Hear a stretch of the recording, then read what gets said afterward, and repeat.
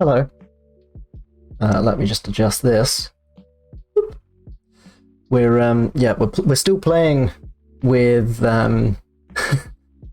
angles, adjustments, positionings now that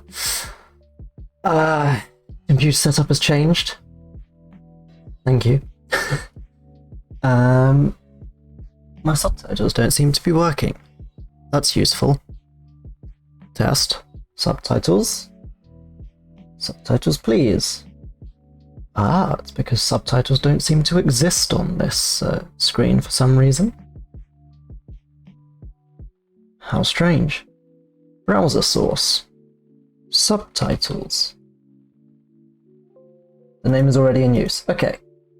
So at least it'll still be on the other screen. And we want this link. Copy. Pasta. Width 1920, height 1080. Okay. Hey. There it is.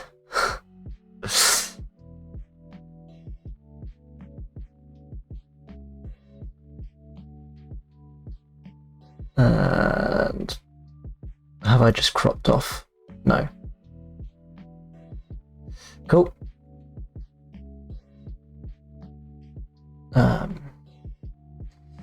Apologies. That's a bit better, but now you can't actually really read them.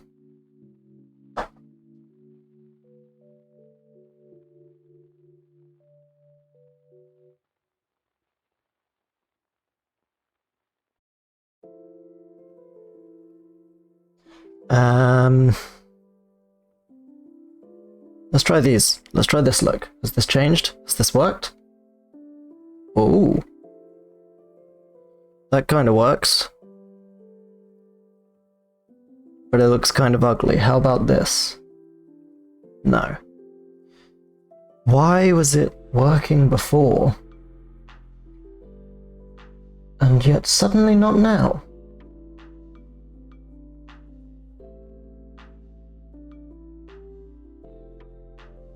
How strange.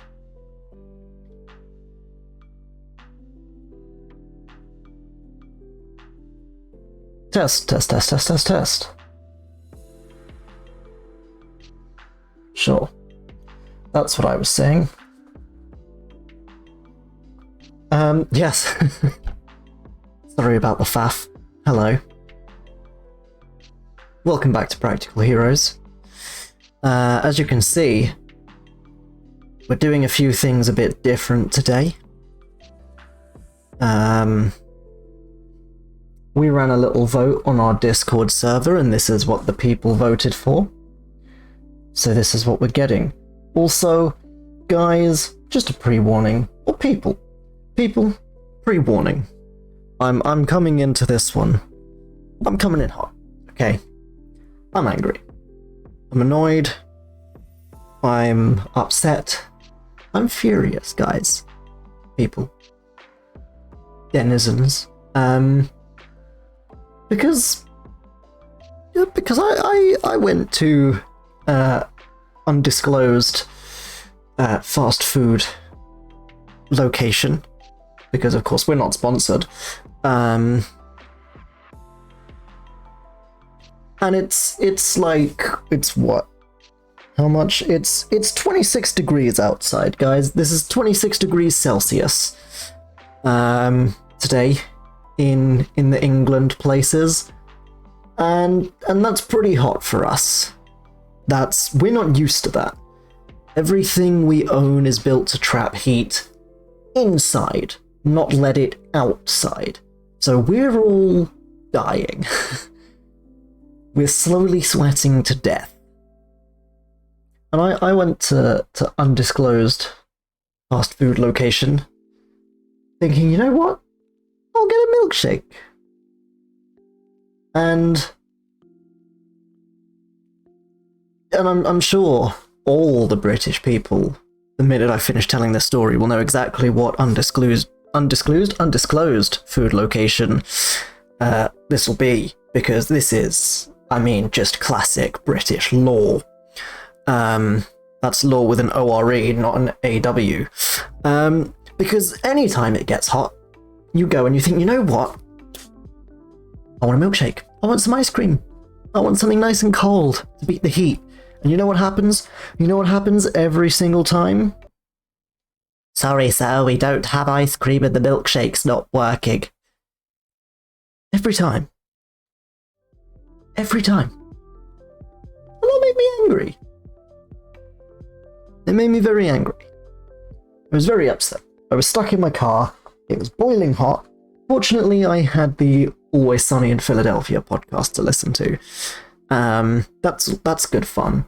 Not as good fun as listening to Immortals, which of course is wrapping up in the next 4 or 5 episodes, which is awesome. We had a great time recording it all. And I've absolutely loved all of it.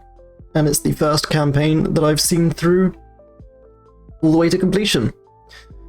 But yeah, that made me angry after a very, very long, very hard, very stressful day. working in the law. It angered me a lot. And now I'm here to vent my frustration at you, which is why I don't know if you can hear my fan. And frankly, I don't really care. Because it's 26 degrees outside. It's hot. It's uncomfortable in England. We get these horrible, like, unbearable, like, dry heats that are they just suck. It sucks. It really sucks. I mean, we complain when it's too hot. We complain when it's too cold. We can't win, but still, it sucks. But that's good. Apparently, you can't hear my fan. That's good to know. But yes, ranting aside, welcome back to Practical Heroes. We're switching it up a bit. We took a poll on our Discord, and by overwhelming majority, the votes were in, and the votes were in favor of doing a world building stream, because as much as I might like to pretend it is, and I might be great at faking it, Eros isn't fully fleshed out.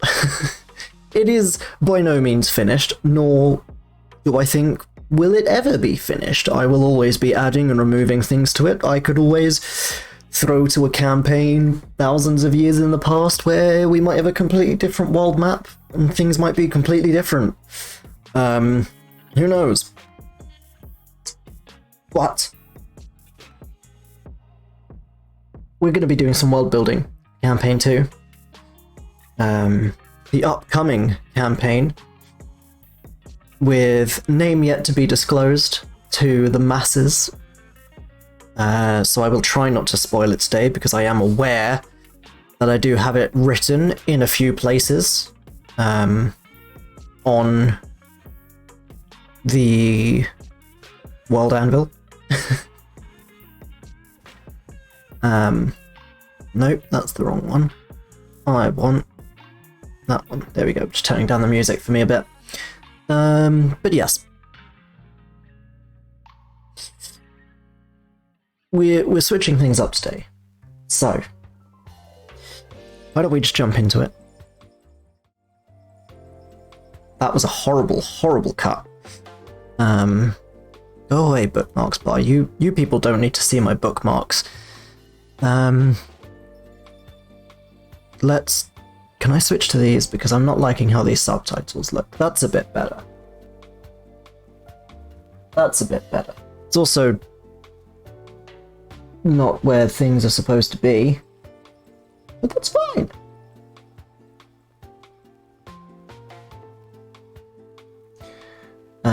This is a mess. I don't know why this has happened.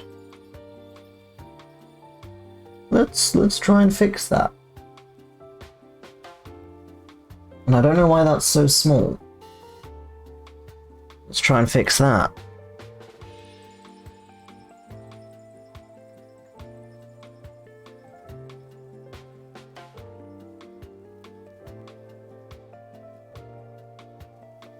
There we go.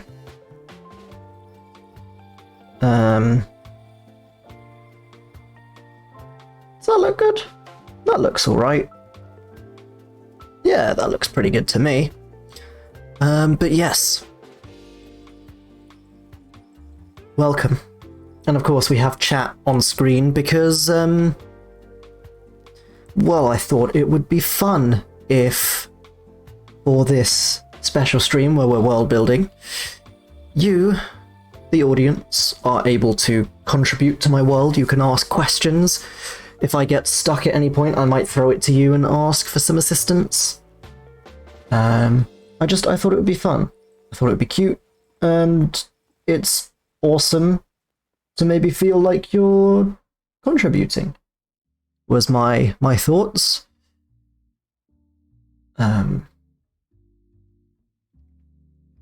So we'll see. We'll see how that goes. I have been working very hard recently on both work and Campaign 2 and Practical Heroes in general, and on this World Anvil. Although could not be as far along as fast without the help of my girlfriend. So, hello and thank you.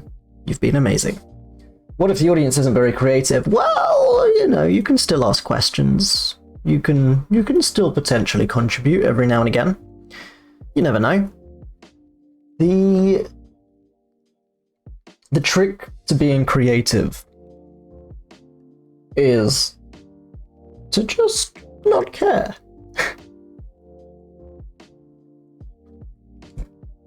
If you think you're not creative, you won't be. But yes, let's show you what we've got so far. So this is World Anvil, for those of you who don't know.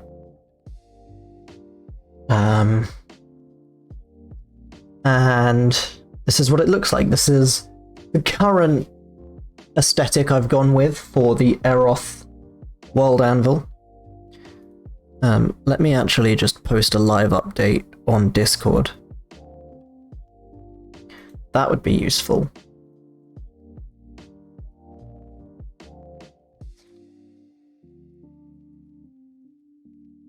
Be right back with you. Twitch.tv/Practical Heroes.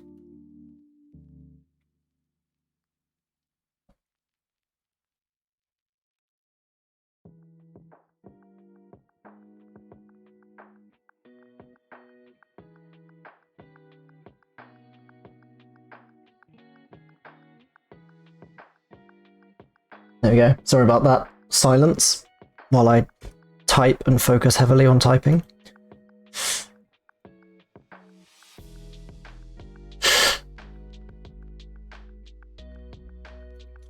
But yes, welcome to my World Anvil for Eroth. It has the blurb which I gave my players originally, which I pitched to them when we first were looking for auditions. People auditioned to fuck up my world. But yeah, it has the current date, which is likely to be the starting date of Campaign 2, so spoilers. But it has the blurb underneath that, which was just for many worlds, the War of the Gods was almost a background event, occurring whilst they continued their affairs, the collateral damage wreaking havoc as they did. For some worlds, however, the war rages on. For some worlds, the war is not a background occurrence. The world of Eroth is one such world within the multiverse, because for some reason I wanted to set up a multiverse for myself. A world torn asunder by the War of the Gods.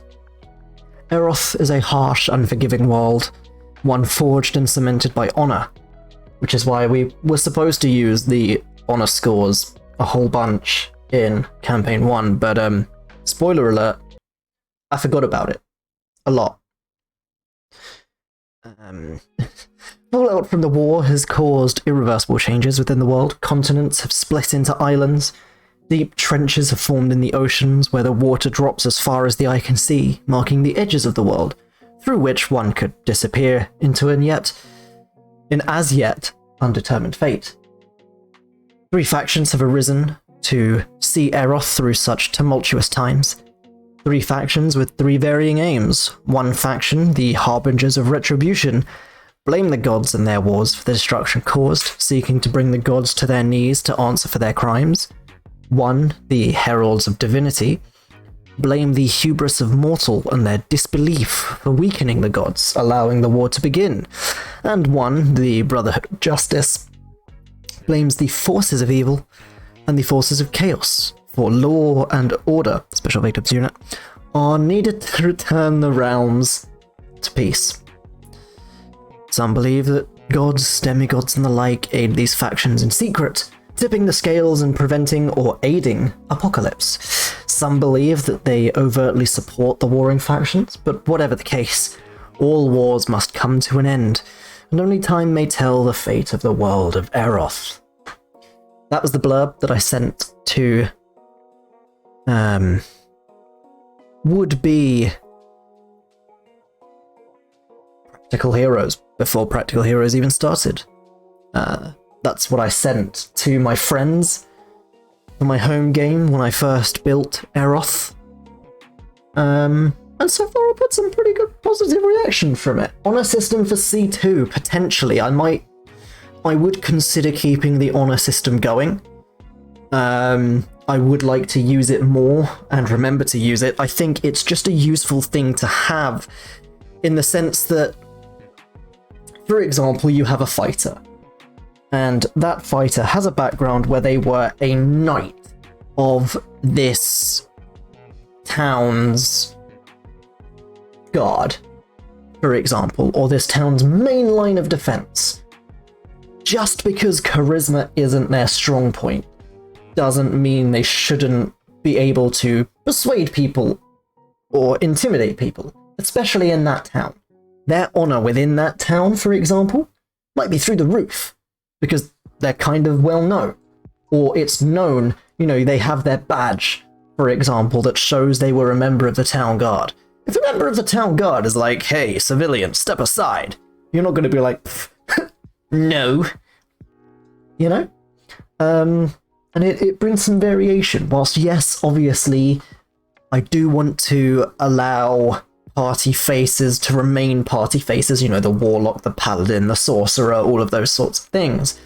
It does mean that, the less charisma-based people can still do interaction stuff and talking. I think we had it 1 or 2 times with Sem, although Semirel was a paladin, so his charisma was nuts anyway, but his honor was through the roof. And I used that in a few situations. Also, sometimes persuasion, kind of, but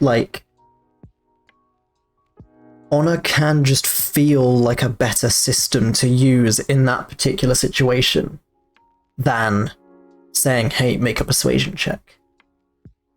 But anyway, don't worry about the campaign screen in the middle. In the middle of this World Anvil page that you're seeing, those are both home games. So we don't need to worry about those. There's no spoilers for campaign 2.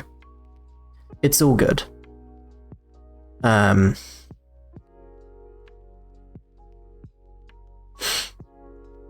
Although there is a spoiler right there. Just there. Just one very quick flash of spoiler for Lindsay's character. Who, by the way, is going to be awesome. We've already had some chats about Lindsay's character. But yes,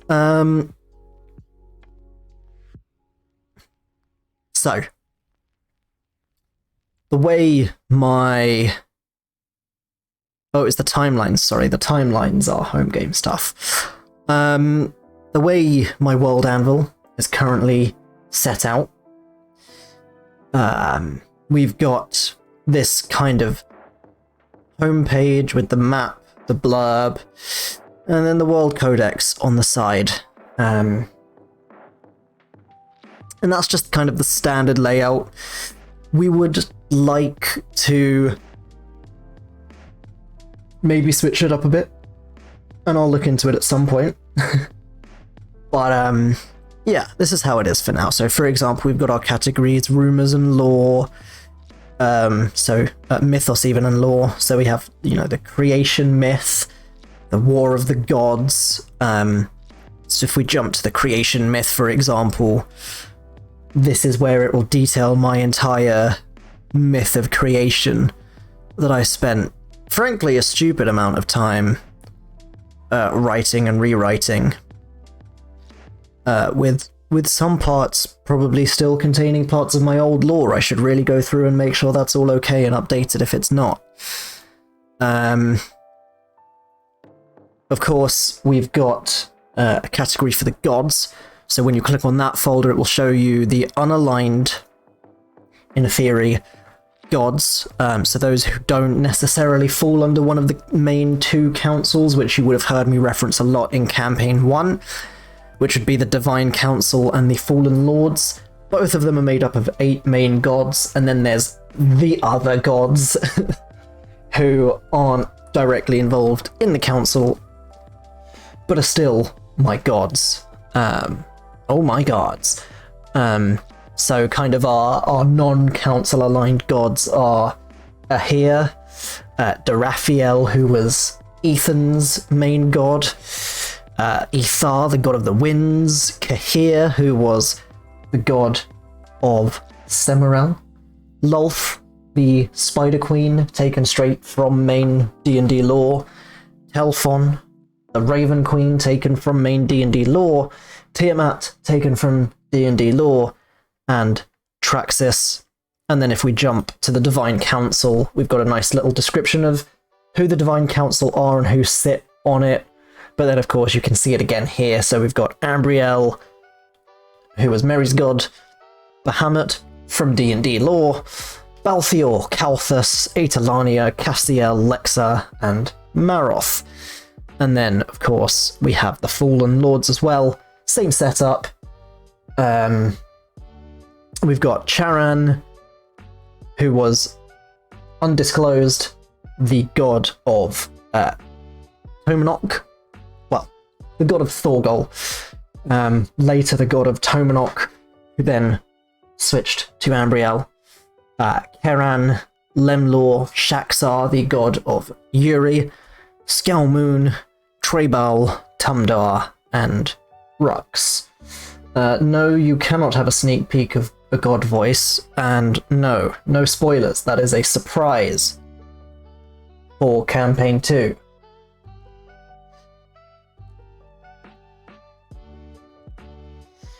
But yeah, then we've kind of spent some time setting up continents and how I want that to work and look. So if I actually jump to the page, it's not there. Cool. I need to actually set up a content tree. So why don't we actually jump into our first bit of editing now, then. If we go edit category, but also dashboard. So if we jump to the dashboard, this is what the back end of World Anvil will look like. Sorry,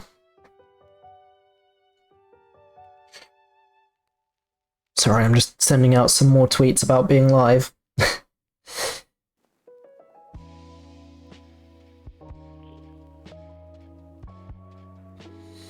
Twitch.tv/Practical Heroes.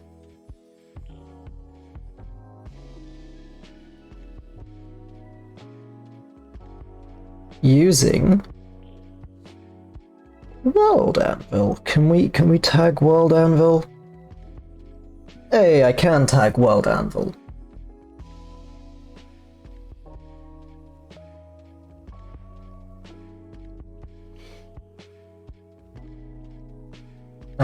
But yeah. Sorry, as I was saying, this is what the back end of World Anvil looks like. We have this main dashboard screen. I can edit my introduction to the world. You can see kind of the most recent articles. There's prompts to get you inspired, which is really awesome, really useful. I've yet to use or need them, but I can see it very much becoming useful to me as and when I need. The article list, or the main article list, so you can kind of hover over and get an idea of what each article will be for. What kind of things you can write under these articles, just in case you weren't quite sure. And then you've got kind of D&D style stat blocks for characters, monsters, NPCs, items, etc.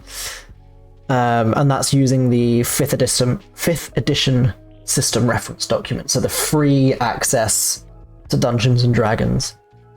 And then there's maps, there's timelines, there's historical entries, and secrets, which only the DM or creator of the World Anvil can see, so I won't be doing too many secrets on stream, because then they're not secrets.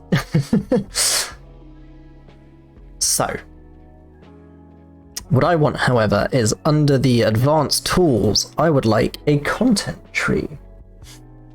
So I already have one which is locations by ruling power for Azith, I do believe. So I should actually rename that one. Yes, because this is just for Azith.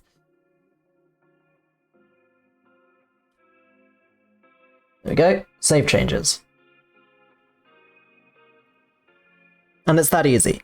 So I want a new content tree for this main category.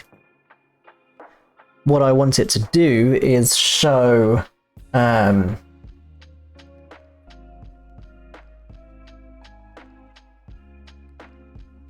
of the areas of the world grouped together.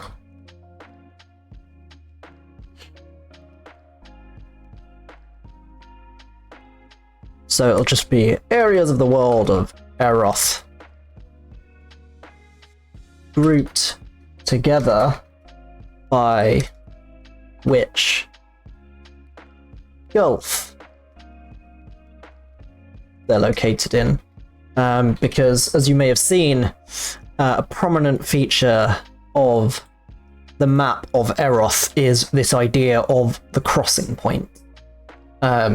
It's where that blurb kind of mentions where the water falls to nothingness. It's unexplorable, people have never come back from it. So it then kind of gives rise to, well, that means these three main areas are kind of separated by these enormous gulfs, effectively, was my thought process for it. So I've named them the gulfs. And we have the primary, the secondary, and the tertiary gulf.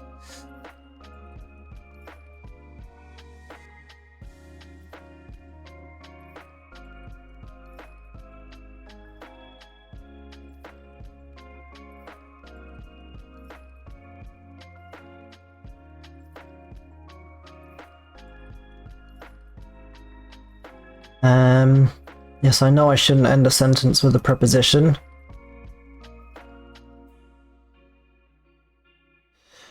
But I can't really not. Areas of the world of Earth grouped together by which gulf they are located.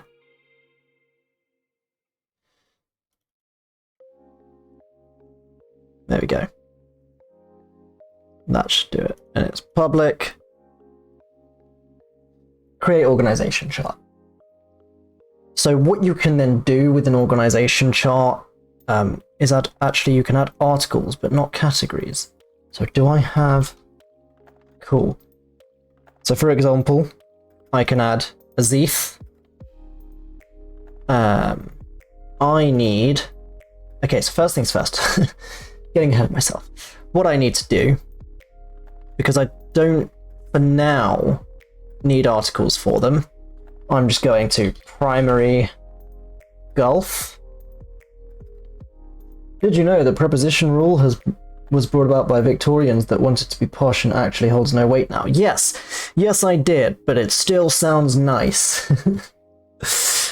So we have the primary Gulf. We have the secondary Gulf.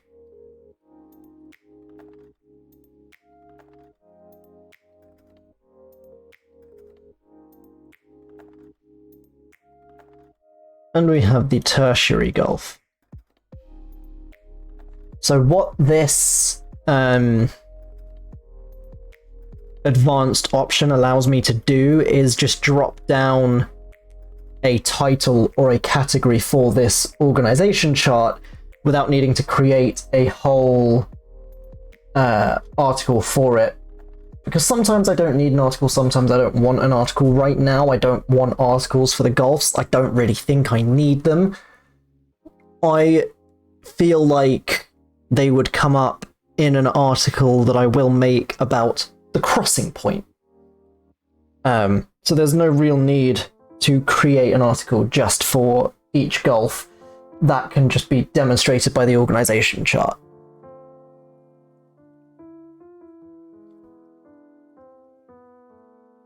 So now I can put Azith in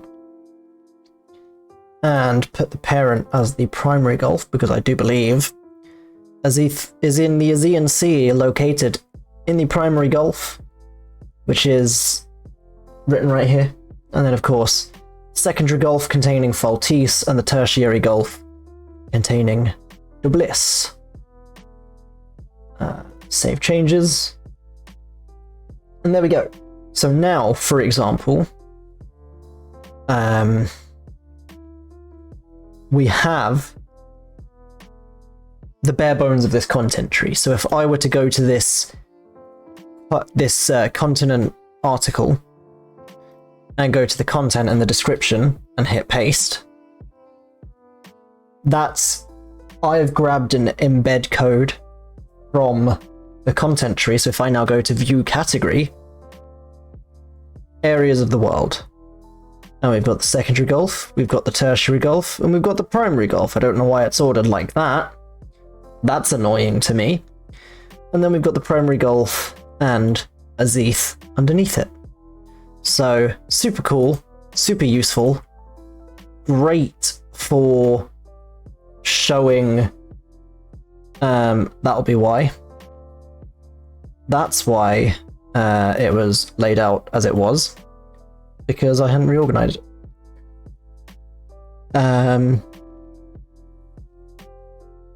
Now I'm singing the alphabet in my head because I'm doubting myself. Oh, excuse me, hitting the springs of my microphone arm. So if we do Azith, do we have an article for Faltis? Yes, we do. Faltis. Parent, secondary Gulf, save changes. And finally, the Bliss. Parent item is the tertiary Gulf. Save changes. So for example, if I now refresh,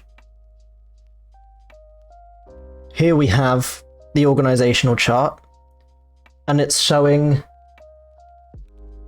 which continent is located in which Gulf. And I can then start to add my other surrounding locations. So let's see if we actually have articles for them. So if we go for Mistros, we don't. But that's fine. We don't need them yet. They're not as important as the main continents. And then, of course, there's delete, which we don't want yet. So,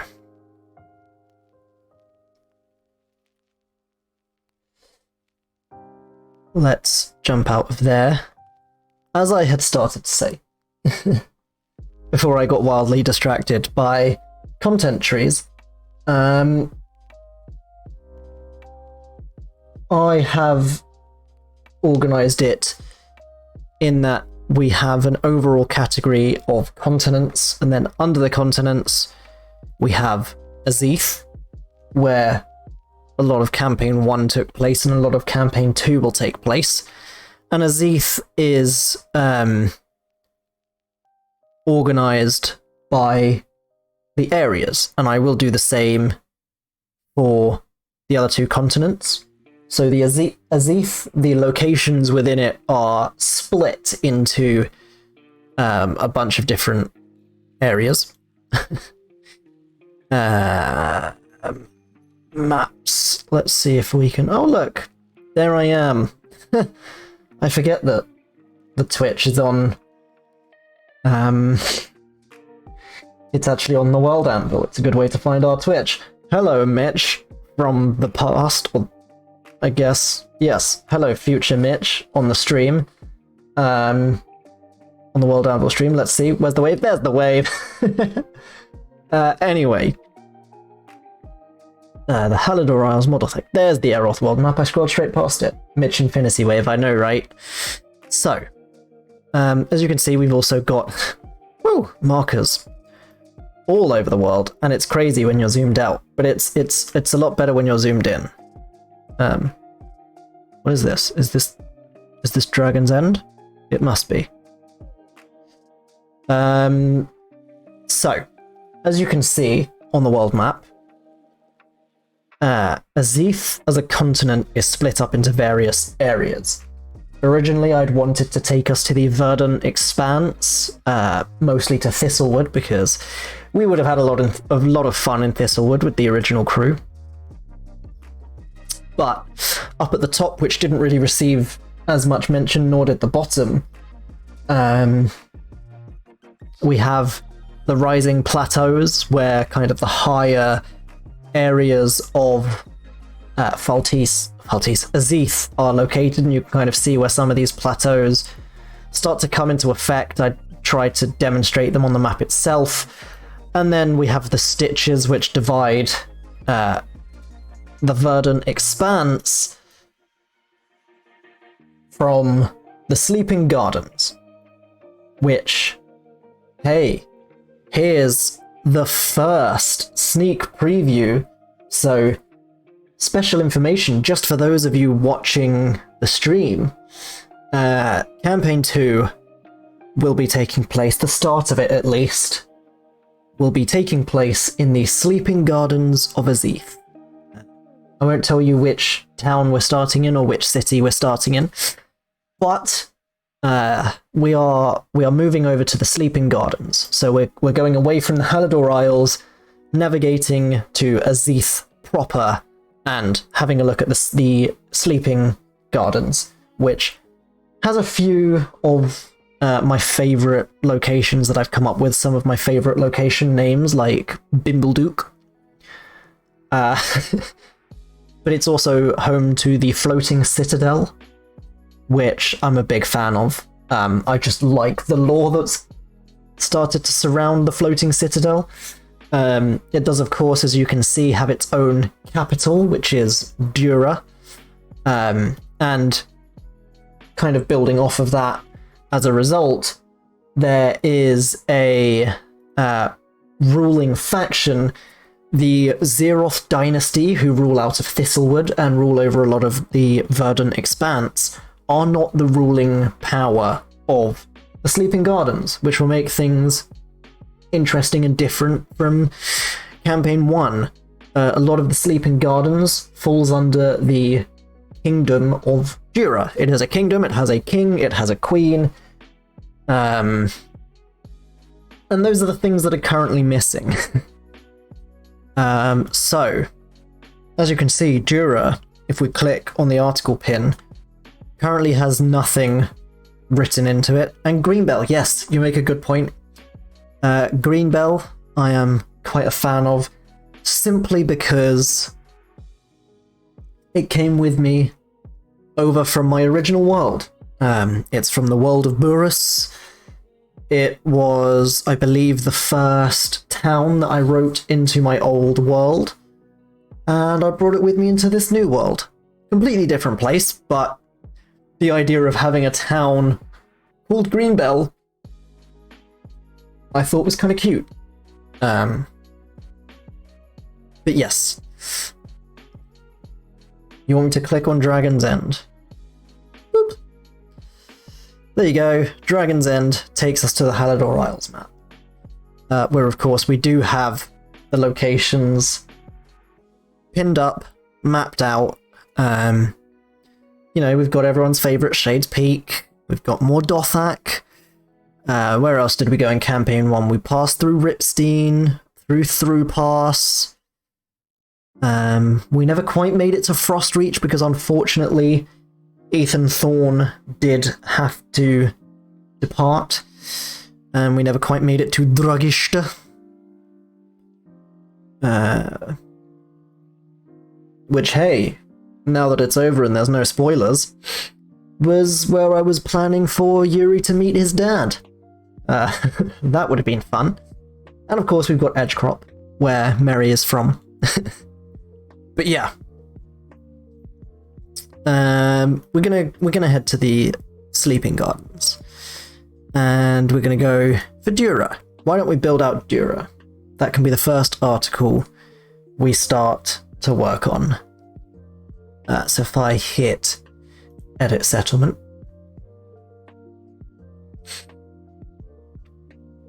as you can see, we have settlement title, we have a pronunciation, and then a settlement type. So it is a capital. It is the capital of the Sleeping Gardens. I'm trying to think of the best way to help people know how to pronounce Dura, which I guess would be like Dura. We've got the emphasis on Dur. So it's Dura. But yeah, World Anvil is great. Up until now I've had everything in OneNote. World Anvil has hints, it has tips, it has template-specific prompts and connections, which is incredibly useful for helping you actually flesh out your world, because it has things that I just never really actually think about. So for example, we have a founding date. So if we jump to a timeline, timelines of Chronicles, let's use my Shadow of the Black Fang timeline. As you can see, all we really have on the timeline currently is the creation, Practical Heroes Campaign 1, and my Curse of Strahd game. Because Shadow of the Black Fang hasn't actually been mapped onto my timeline yet, because I don't know exactly when it's going to be happening. Practical Heroes Campaign 1, if you remember, was the 4000th year of the Second Era, was part of my introduction. But currently we have the creation, and that's about it. I would like Dura to have been around since the First Era. It makes it a nice, long, established settlement. Thank you for the sleek. Thank you for recognizing my sleek scrolling. You just press and hold the middle mouse button and move the mouse. You click and hold the scroll wheel. But yeah, I would like Dura to have been around since the First Era. I think it makes sense. It's a capital. It must have been there for a while. So we're going to go for the Kingdom of Dura. I mean, we're talking the First Era spanned a few million years, actually, to be fair. Many, many millions of years. So I use 1E to denote the First Era. And unless anyone has any kind of suggestions or potential times for it, I'm thinking like... In fact, actually, do we make it Second Era? Do we have it founded after the sealing? Where the planes got sealed away? Why not? It is warm, you don't have a fan, and the heat had become heavy. Yes, it really has. let's give it a second era founding date. Actually, I've changed my mind. And we'll just go for like 2E50. Because then we can have like, oh, the kingdom of Dura has endured for thousands of years. So in the 50th year of the second era, someone founded, not necessarily the kingdom itself, but someone founded the original settlement which would become the capital Dura and later the kingdom of Dura.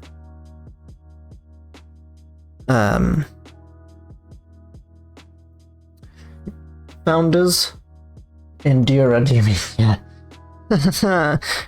Date that it became a ruin. Today, because it just got ruined.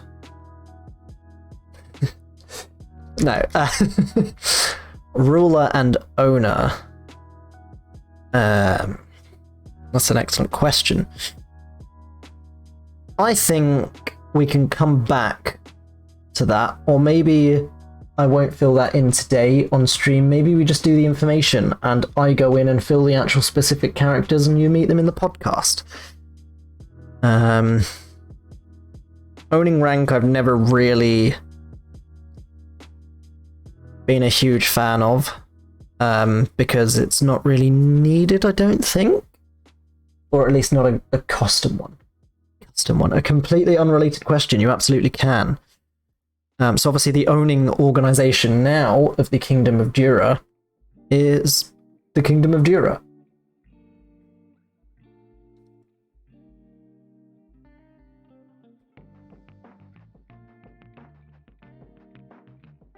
And obviously Dura is also known as the Kingdom of Dura. When is the best day to bake banana muffins this week? Probably not tomorrow, because I wouldn't want to be stood anywhere near an oven when it's going to be like 33 degrees Celsius in Britain. That's disgusting by British measurements, by the way, for those uninitiated and unaware.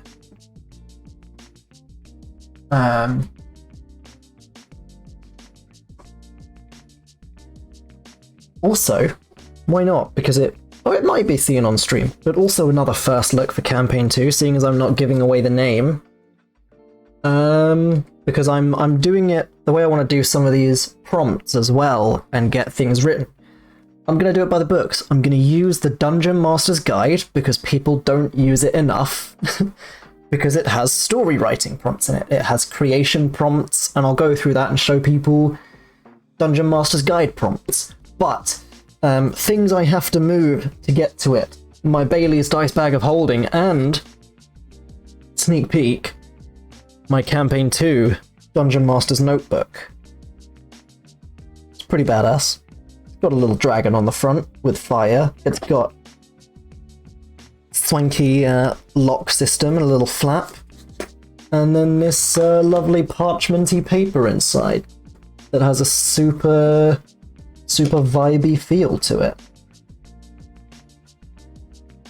Unfortunately not provided by Dead Myth, who the more intrepid of you may recall were the providers of our Campaign 1 Dungeoneers packs, which we used for the dice set that they came with, which I still use. The notebook that they came with, which I used exclusively in Campaign 1. And the fountain pen, which I will continue to use because it's badass. But we've got to the Dungeon Master's Guide. As you can see, as any good Dungeon Master should, it's been tabbed up. I've got the useful pages bookmarked. Which is why immediately I switched to the first tab, and it's got city, size, population, all of that sort of stuff. It's got settlement creation tips. So of course I bookmarked that page. So if we look at the sizing, then so we've got village, we've got town. We want this to be a city for obvious reason. And they rank the population of a city up to about 25,000. Which seems about reasonable, seems about right for how I like my world to be. So we will say if it's up to 25,000 and Dura is effectively sharing the continent, we'll call the population of Dura about 15,000, which is insane to me. Durians? No, that's a fruit, isn't it? Durian is a fruit. Yes, durian is a fruit that smells like death. Let's not call it,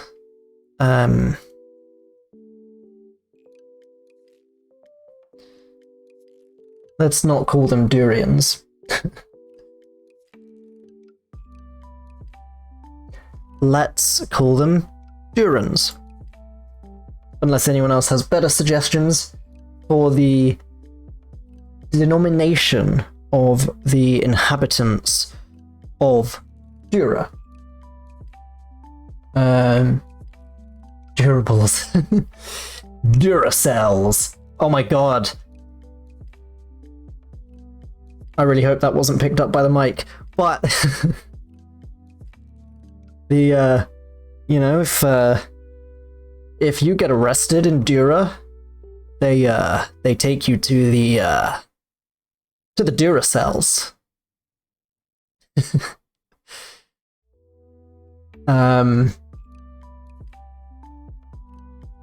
We'll call them Durans for now. I might change it. You never know.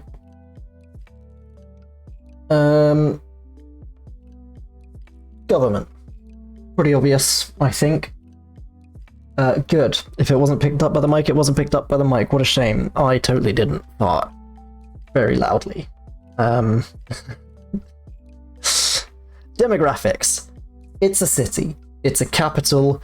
The demographics are going to be very mixed.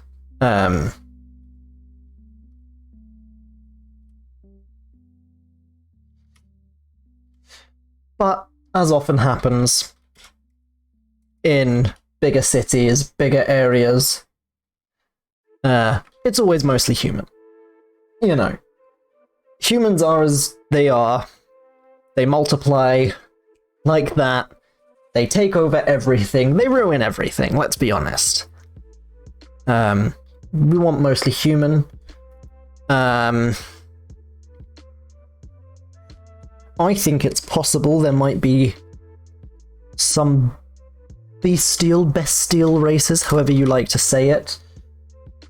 But I don't think they're treated particularly well. Not that I enjoy making intensely racist worlds. I'm not like that, and that doesn't represent practical heroes. But it's realistic to have some expectation that everyone doesn't just get along all the time. They can't. It's not realistic. I know this is a fantasy world. I know this is a fantasy game. But, like, not everyone lives in harmony. And that's why we have adventures and adventurers. So...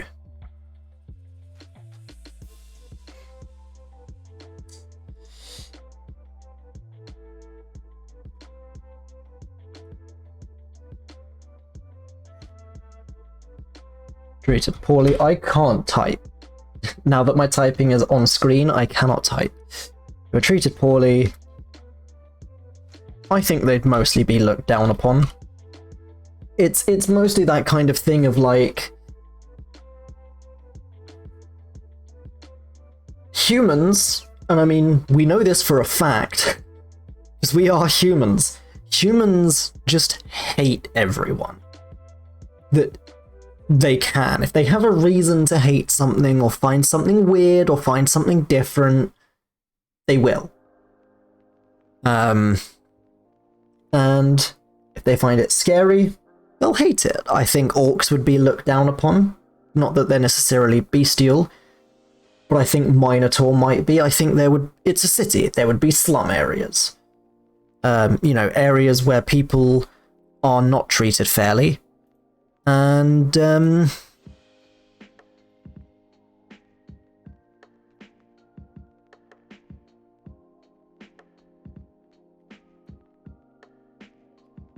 we'll do that. And again, it's not like we endorse these kind of things. I'm just trying to make a world feel like a world, if that makes sense. But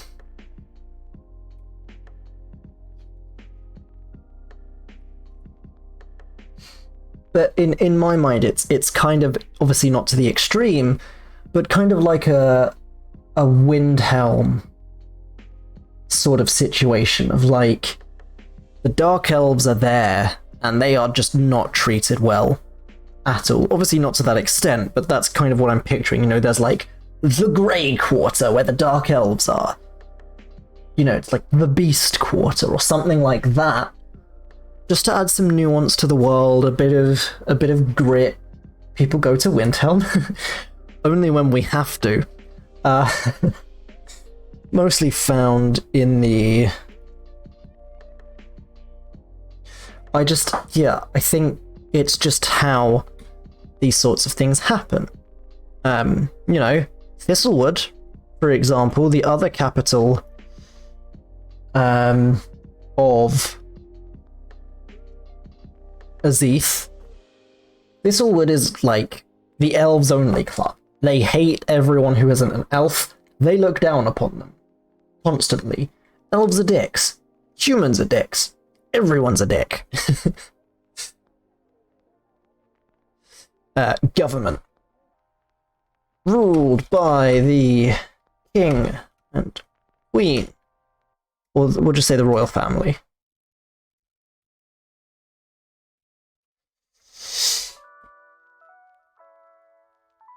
Why don't we have some fun with this? Why don't we go to fantasy name generator? Because I'm going to show you guys my whole processes.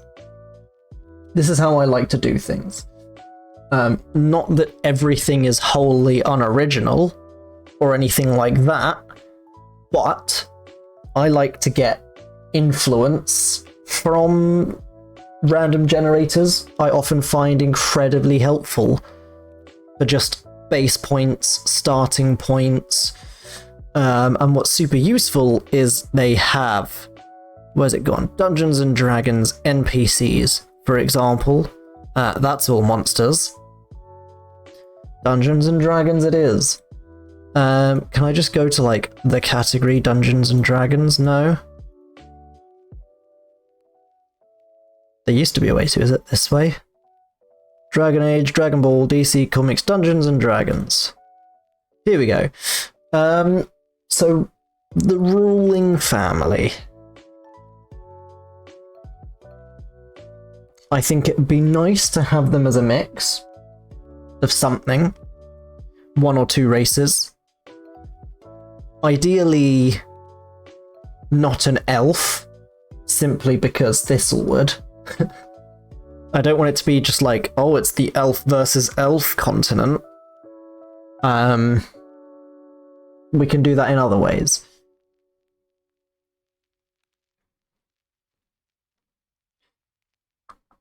I'm thinking it could be fun to have, like, the Queen, for example, be an Arsema. I swear it had Arsema for a second there. Hey, there we go. But what will we make the king? I'd rather not go for Changeling. We could go for human. In my mind, whenever I'd pictured the Kingdom of Dura, I pictured human king and queen.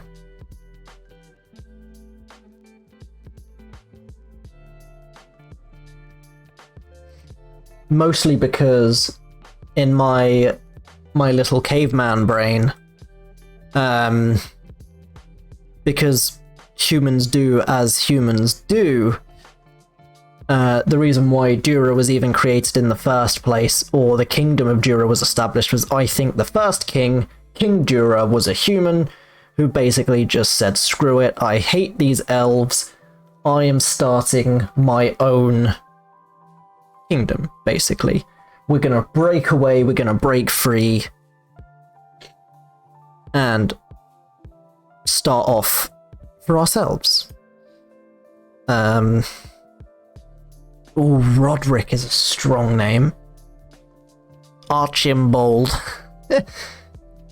I like a good Roderick. Alphonse.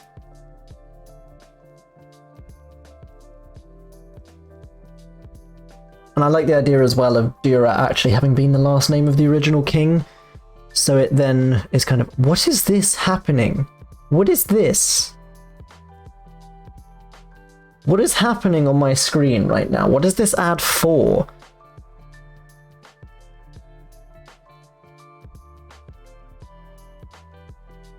Is this Elder Scrolls Online? No. Final Fantasy? No. My vote's ESO as well. No, the small people makes it seem not ESO. I want to say Final Fantasy 14 now. What is this? Or is it like some other one that's super popular that I can't think of the name of? I'm so intrigued by this. Advertising works, yo. Oh. Oh no, Final Fantasy 14. There we go, I was right. Anyway. Baldwin. Let's, for now,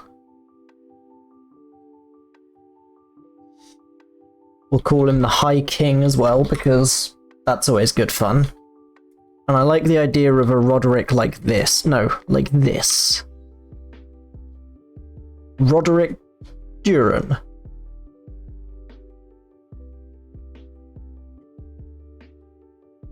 I like that. I like that idea. That was the original name, Duran, King Duran, and he created the kingdom and the city of Dura. We'll go for the awesomer names. We'll go for a female.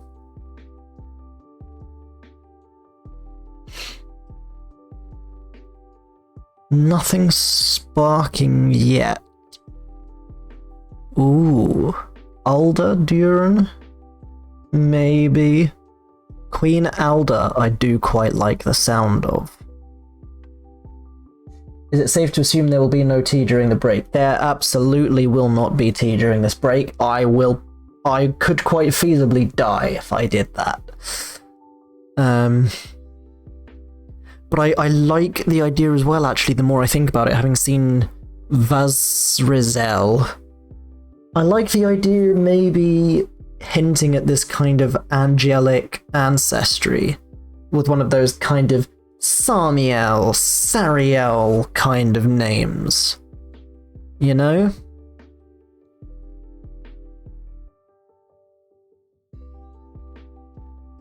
Oh wait, no, Zariel is the ruler of the first circle of hell.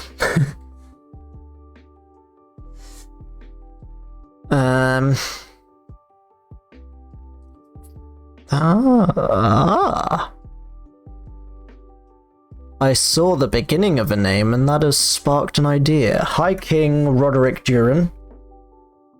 Queen Ariel. Daniel Duran. This is my creative process. I liked that Tha, and I want an EL, and I'm playing with different in-betweens.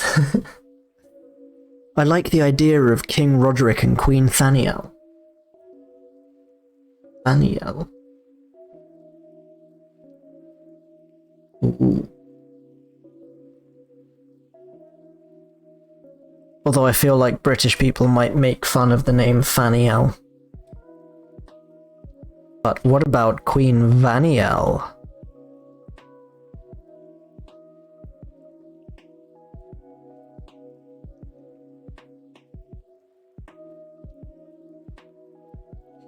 I like that. I like the sound of that. Then, of course, they have some children.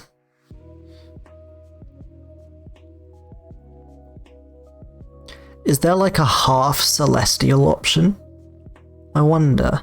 Can I get some like half celestial suggestions?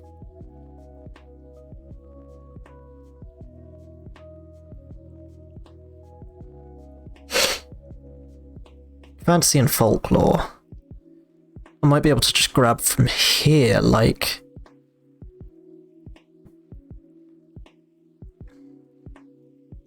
Horse, half-elf, guardian, angel names. We can grab inspiration from there. Why is detective in fantasy and folklore? Because they don't exist. Detectives don't exist. Probably because it's... I don't know. That's a very good question. What is the name of like a half celestial? Like how you have a Dhampir for half vampire. You don't know what a brownie is? Brownies are like pixies, fairies. They're just like a type of fairy. You got brownies, you got fairies, you got pixies, you got the other ones that I can't remember the names of.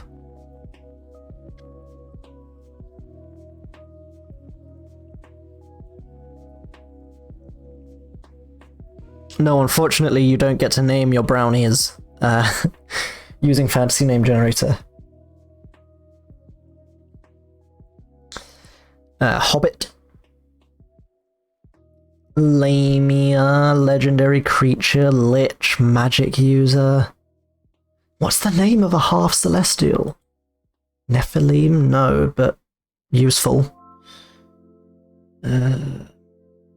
Pixie, prophet, puppet. Quetzalcoatl. Rakshasa! Love them. Backward jazz hands. Species? No. No. No. Okay. What a Nephilim again? Ah! The offspring of angels and human. There we go. That's what I was looking for all along. These are intense, though. Google says Arsema, but that's not it, right? Well, I guess it kind of is, but they're different in 5th edition D&D, unless you're searching, like, D&D specific, in which case they are, like, people with celestial blood. Jizzes. He'd get bullied in a British secondary school. Thune. Thune Duran. Prince Thune. What a strong name. I'm taking that straight from the generator. That's awesome. Prince Thune.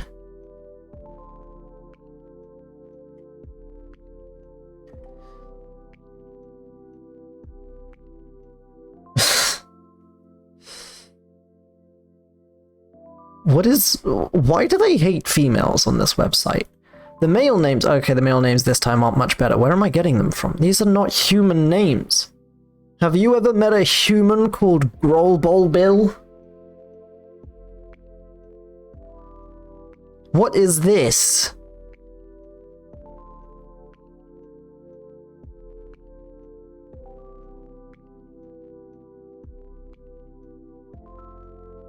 Ooh, Princess Asta. Nah, people will make fun of that. Lindsay will make fun of that.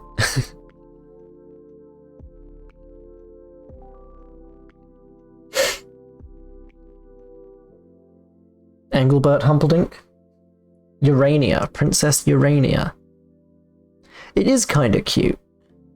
Let's, as a British DM, steer away from Princess Diana. That is a bad idea. Let's not use that one. Yeah, no, Urania is very cute. Look at this little nuclear family.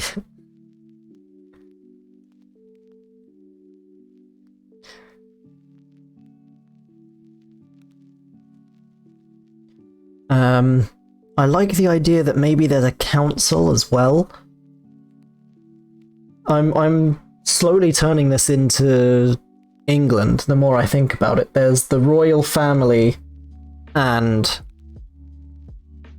the government. Am I just slowly going to create Boris Johnson in Eros? The ultimate fantasy creature, Boris Johnson.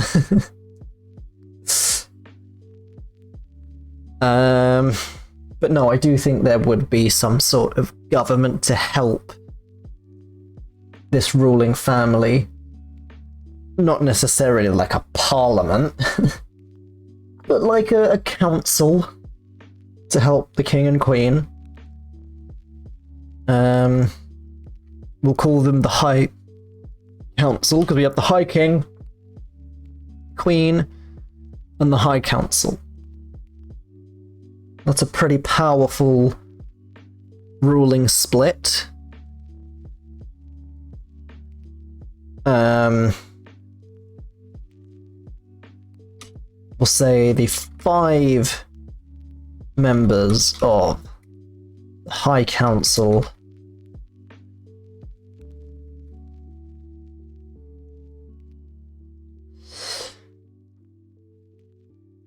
and I'll leave their names a secret.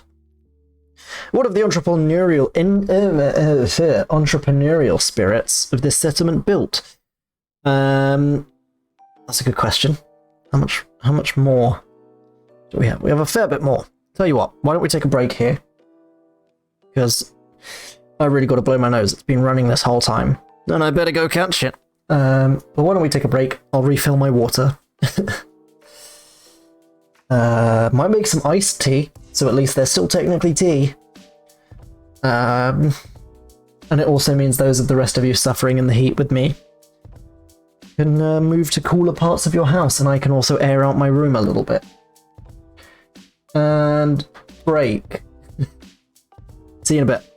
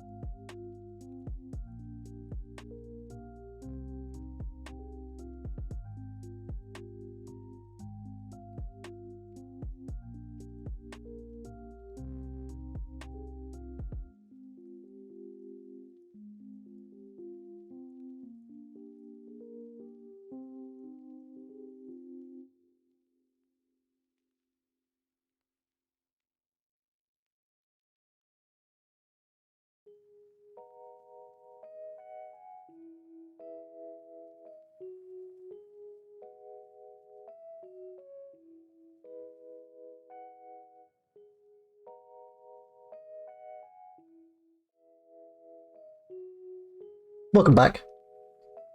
I have got significantly darker. That's good fun. I'm also lagging. That's good fun. Why am I suddenly lagging? Oh, no, we're back to normal. Cool. Hopefully, that hasn't just created a massive stream delay like it often seems to. I'm going to refrain from moving OBS like I was just about to. And I'm just gonna turn my lights up. I had turned them down to stop it getting super hot in here. But if I have to turn them up, I have to turn them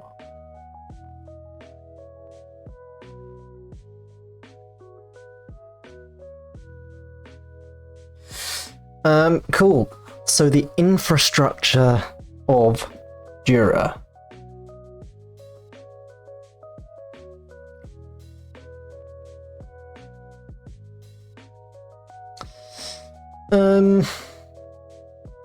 Definitely watermills, windmills, sewers, 100%. I think there'd be... Hello, Ronnie with an R. You're a pretty cool guy, thanks. I finished off the sentence for you. I assume you meant to put guy at the end.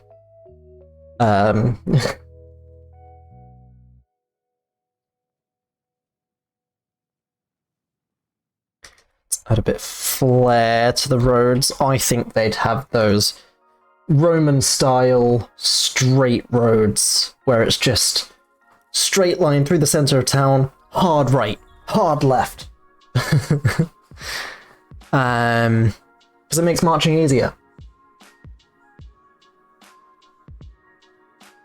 Is there a shipyard? There is absolutely not a shipyard in Dura. Simply because, I mean, have you seen where Dura is? I don't think they'd be having a shipyard anytime soon in Dura.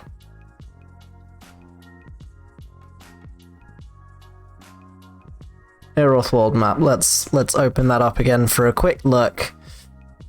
I don't think they're going to be having shipyards anytime soon in Dura. What they might have is a way of funneling water from the nearby lake. So it's a good thing I looked back at the map, eh?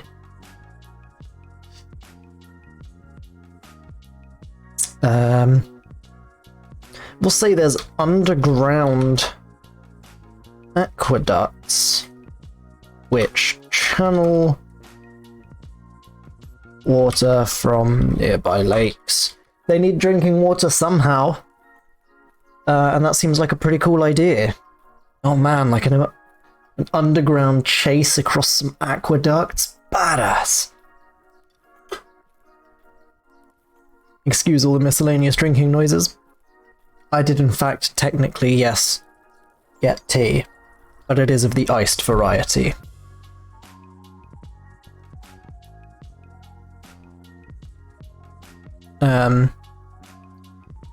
It's annoying me that that's not in alphabetical order, but sure. They have bridges? I don't think they need bridges. Districts. What district is open to the Wanderer? What are the formal and informal subdivision of power in the settlement? So here's a good fun thing to do for this. Let's get rid of these tabs where I don't need the names for now. Something else I often like to use. You don't need to see my search history.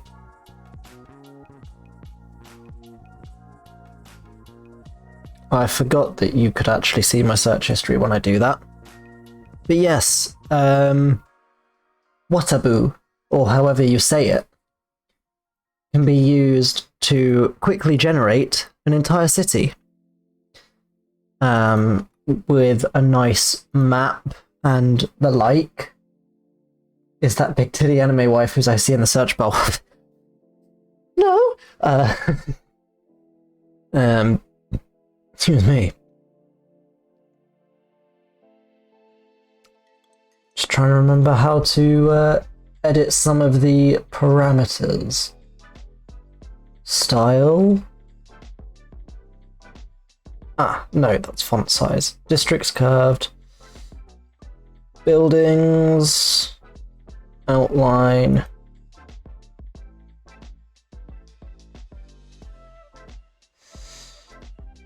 None of these are what I wanted.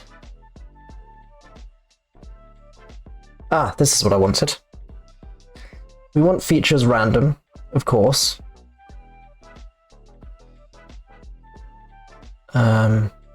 We want large.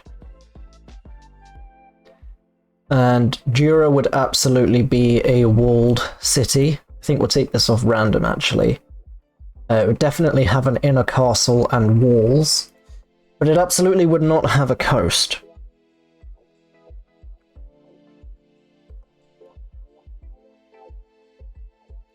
Something like this, however, this I like. This is very Kingdom of Jura.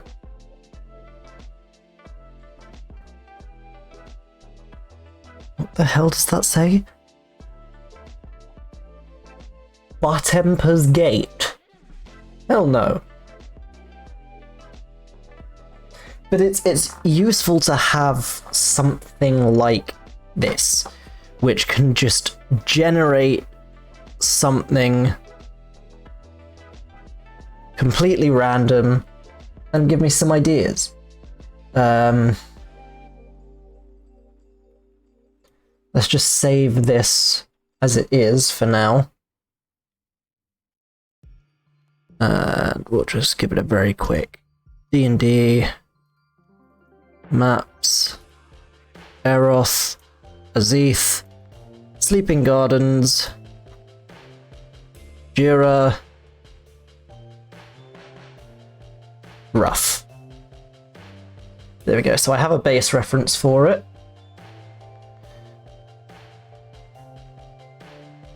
But I don't like these names. Can I don't want to reroll geometry.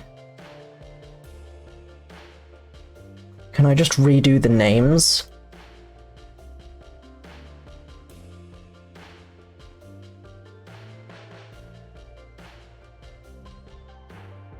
Because all I really want is district names. Just fantasy generator.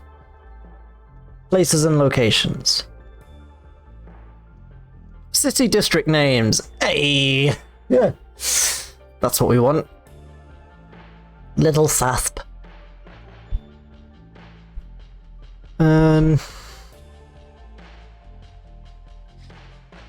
Not particularly inspiring. Yet.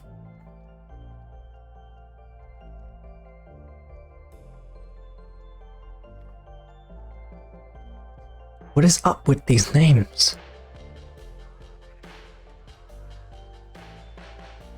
Zutwood. Zudabyard. Man, I did not expect this whole 2-hour stream to be one location. Do we want to just go super basic and just be like upper district, castle district? I like the idea of King's Road. But like, do we just go superhuman basic? Upper district, King's Road.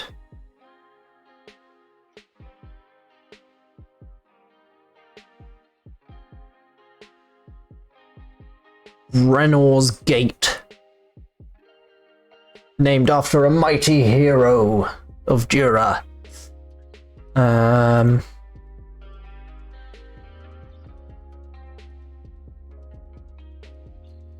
What do we want to name this gate? Can we fantasy name generate it again?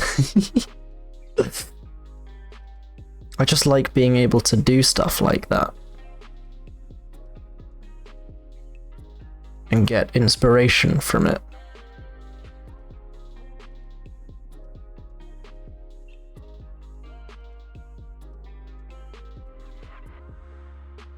Dating agency.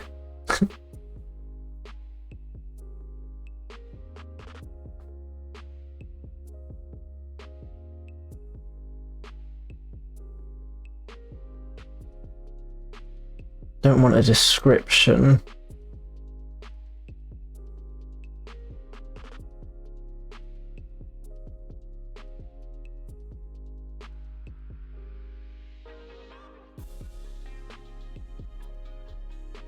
There's nothing for, like, gate.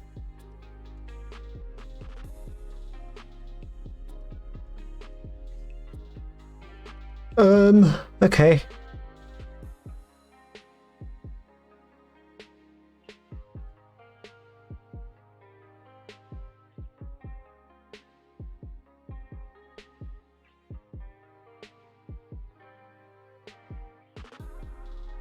Although that said, if we're taking things super basic, we could just have North Gate,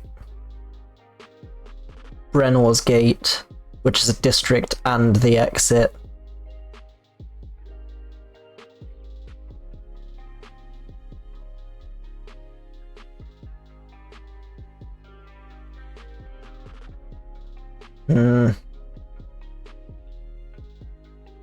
How is this still East Town?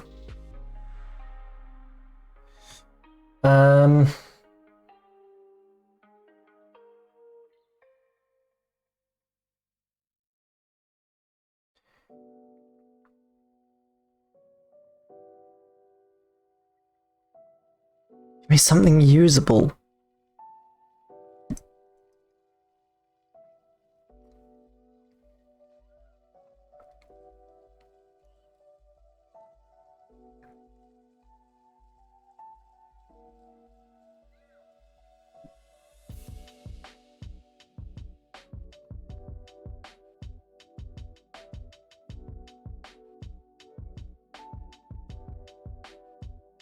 Tech point.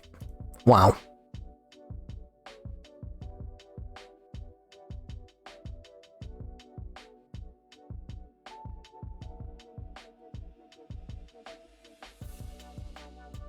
Or do we go colours? Wet bisp.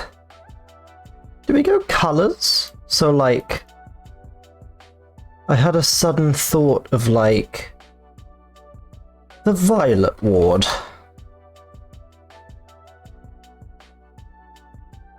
The Sapphire District.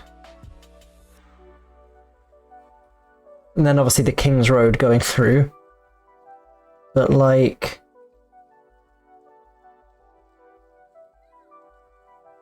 what do we think of colours/gems? I like the idea. What are your thoughts?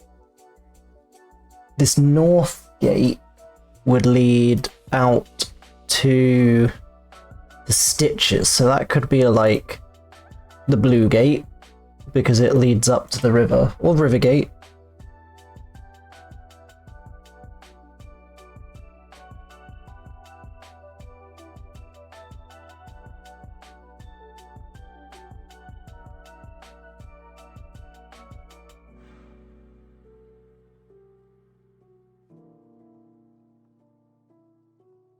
Your chat broke, but dual name colours because King's Road and Royalty and Gems. Nice. We'll call this one the Emerald Gate because it leads out towards deeper into, or I guess this would lead into the heart of the Sleeping Gardens. The South Road.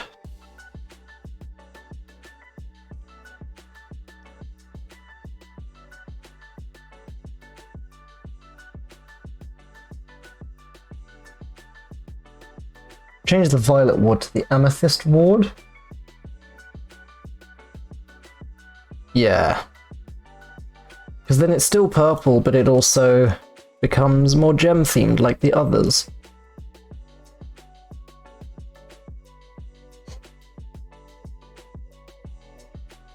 And rather than the Blue Gate,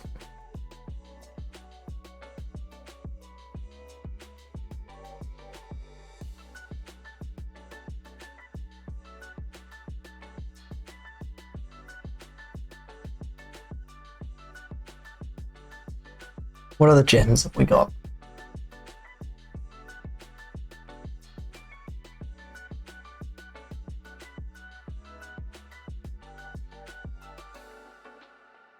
quartz. The obsidian gate.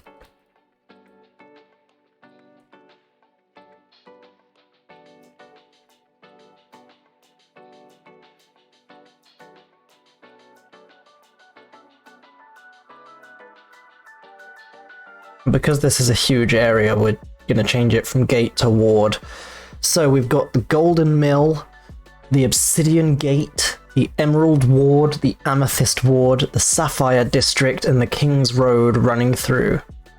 I like this.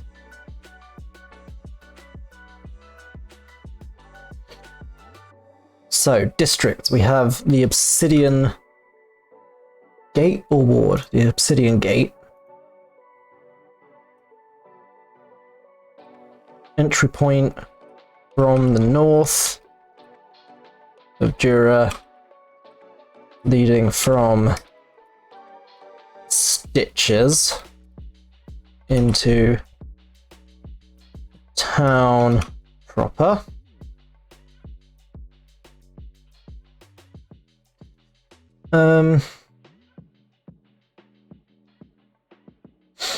Probably a bit of a poorer area of town, even though it's one of the entry points.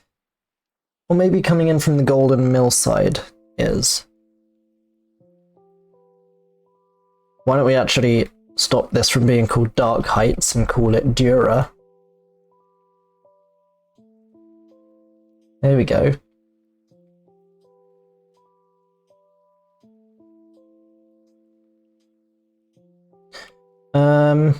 We'll actually have the Golden Mill side be the poorer area, kind of in between the Obsidian Ward and the Emerald Ward. Well, there's more farms on the Obsidian Gate side, though.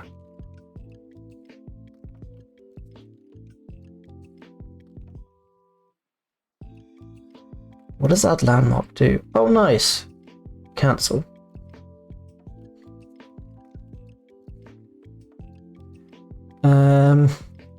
Leading from the Stitches into the town proper. We'll say the Obsidian Gate is the more...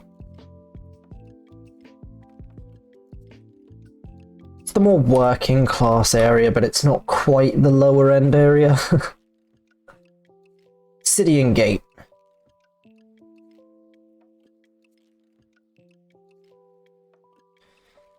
Golden Mill.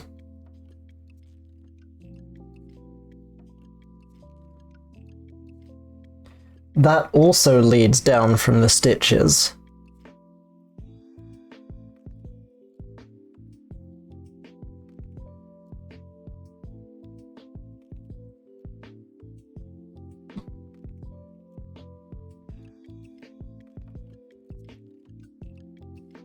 And it's the poorer areas of the city. I need to stop using town and city interchangeably. The poorer areas of the city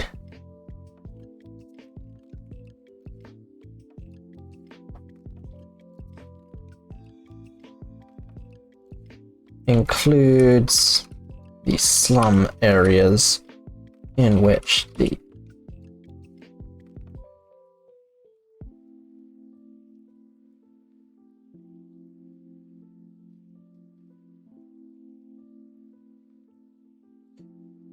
I can type good. There's the Golden Mill. And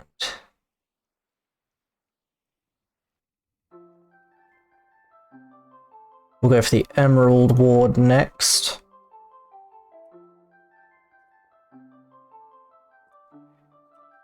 Emerald Ward. In fact, we'll rearrange this so it's that way round.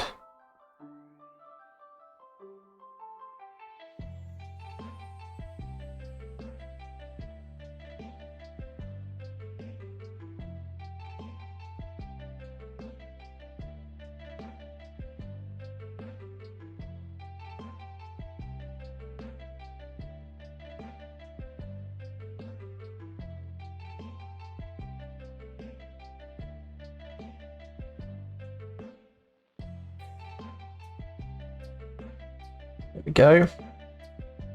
Emerald Ward.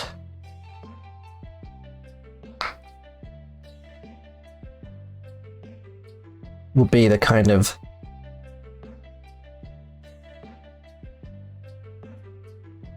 that's the like middle class area.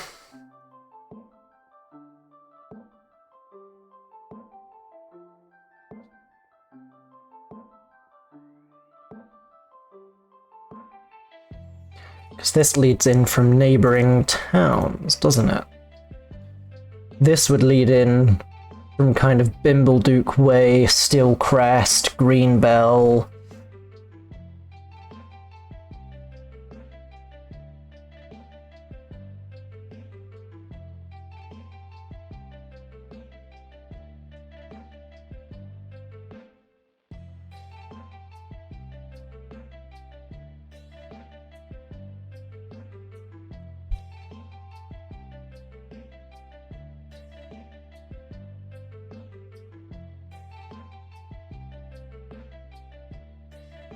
This is probably where most of the shops would be.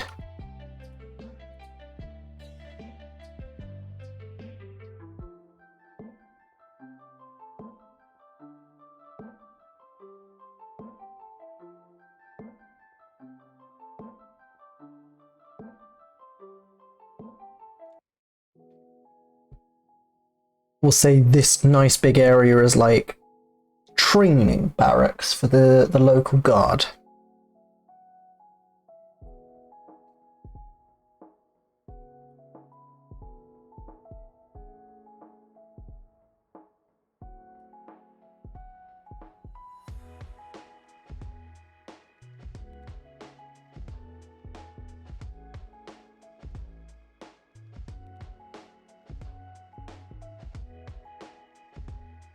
Then we have the Amethyst Ward.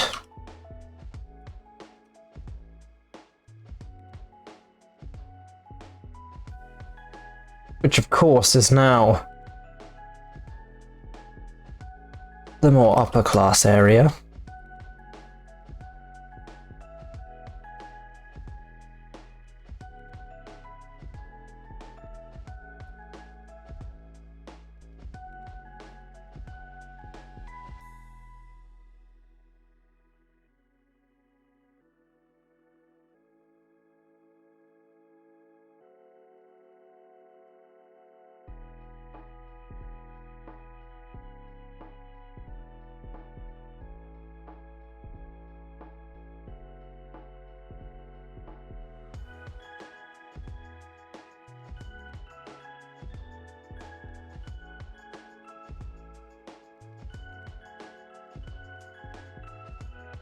Then after the Amethyst Ward, we have the Sapphire District.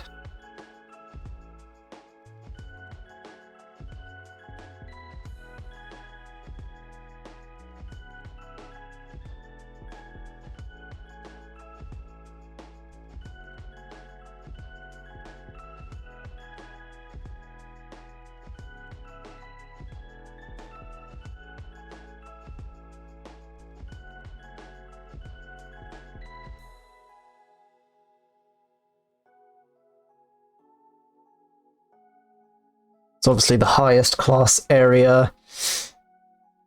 Contains where the castle is, Castle Dura.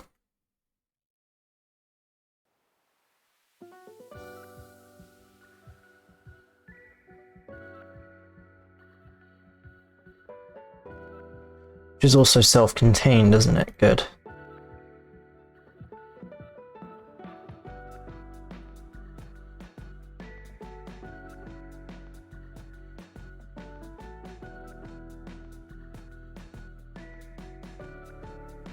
And this is just the assholes area, so it has all the politicians. Council. The royal family.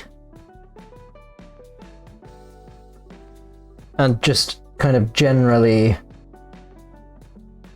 anyone else of significant enough importance.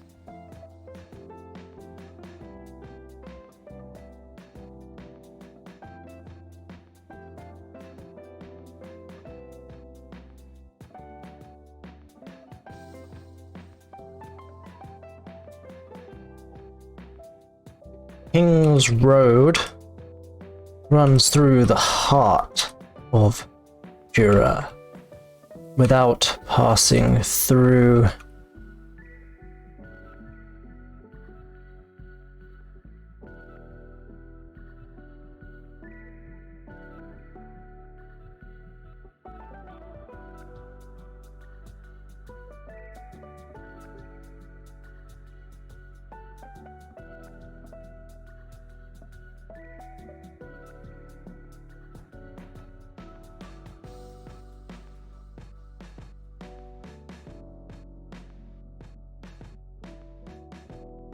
This is satisfying to watch or listen to and vibe. Good. Assets. Yes. Assets I probably fill out by myself. That's a lot of just figuring out. In fact, back to the DMG. I believe it has stuff about that. Yes, they have it under the commerce section in the Dungeon Master's Guide. In a city, almost any goods or services are readily available. Many inns and taverns support travellers. There we go.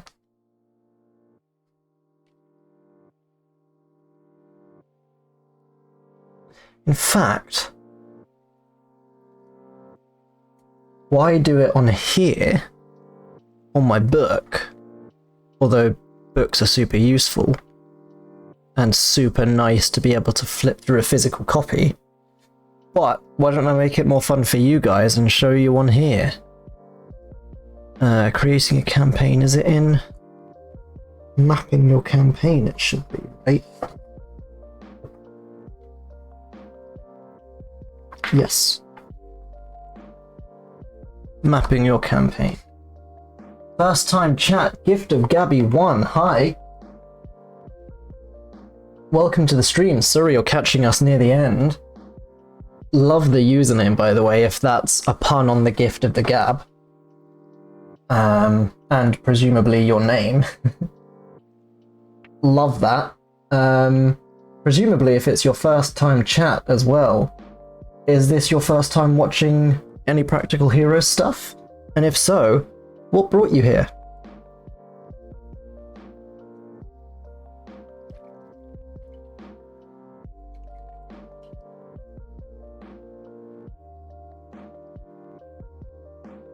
Question, if you're world building for D&D, why aren't you streaming in the D&D category? Because that would have been the smart thing to do. And I didn't think of that. I forgot to change, mostly because I forgot to change the stream information before I actually started streaming, and then panic set the stream information, which then obviously led to me setting it to just chatting off the top of my head. Because as well, this is kind of a lot of just chatting while I world build and getting some suggestions and questions about world building. World building tag is how you found me. Fair enough. That makes a lot of sense. Do you look for specifically D&D world building? Or are you here for other world building and seeing that it is D&D and wondering why I didn't tag it as D&D, which is absolutely my bad. Nice. Apologies if I've lured you in under false pretenses. It's genuinely not the intention. I wasn't thinking and just panic set it to just chatting because it made sense to in my brain.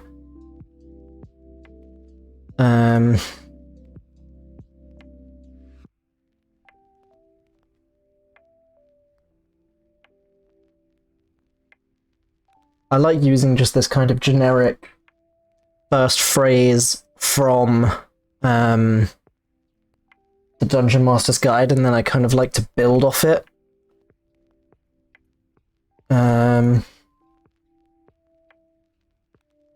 I need...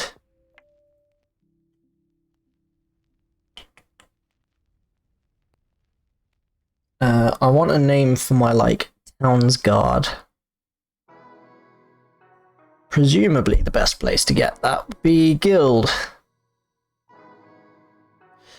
Because I've already used some of my favorites.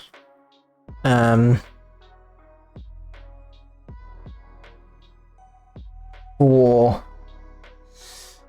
other places. I've already used the Crimson Hand, which I was a big fan of. Where did the guild name generator go? Ah, here it is. Unless there's like a town guard name generator. No.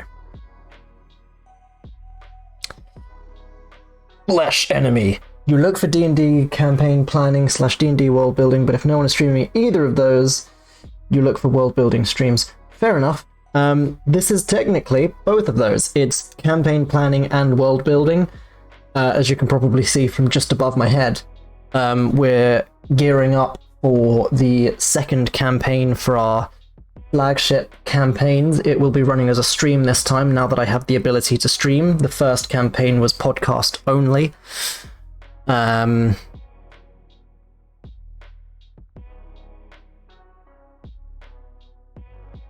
Thanks for the follow. Yeah, I've still got the Elden Ring widgets on, because those were the last ones I was using. The snow maggots. This is not what I want for my town blade. Templar switchblades sound terrifying. I always like things like brand. The silver brand. The silver brand. I like that. Can the guild be snow maggots, please and thanks?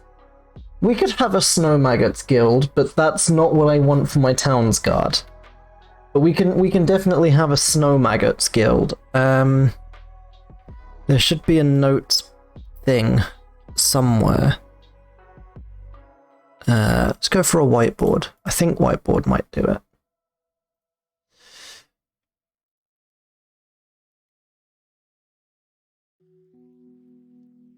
Let's try it.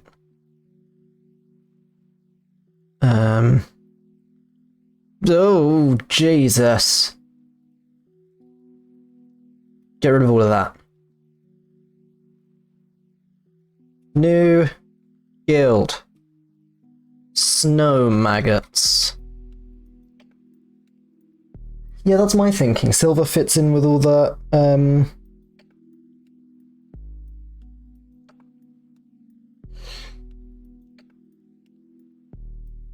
good old town lore building. Why is this the way it is? New guild, snow maggots. Probably like some really crappy upstart thieves guild.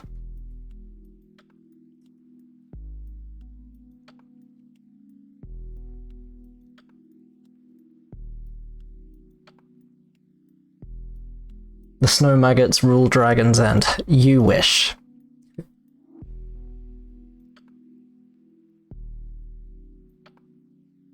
Oh, notebook. That would,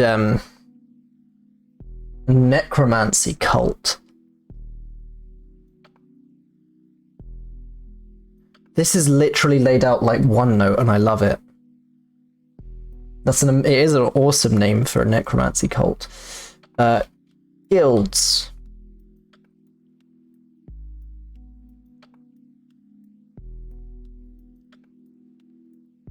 Why don't we go for a necromancy cult masquerading as a wannabe upstart thieves guild?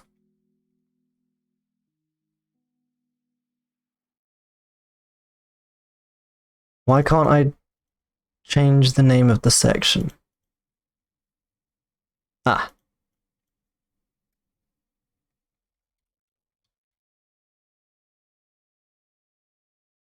There we go.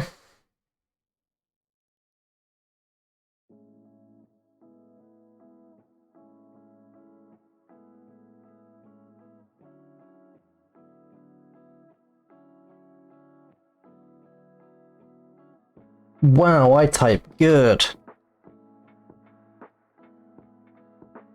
The Silver Brand. Although, wait, is that too close to the Silver Dawn? Did the Silver Dawn exist in this world? Have I added them in, or is that only from my old world?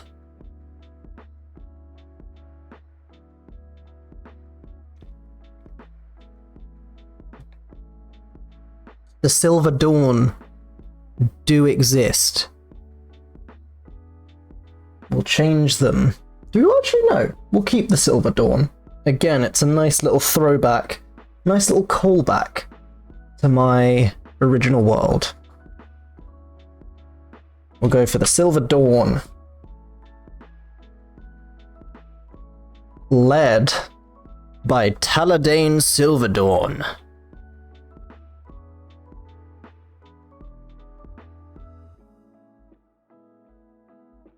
Man, I remember the Silver Dawn.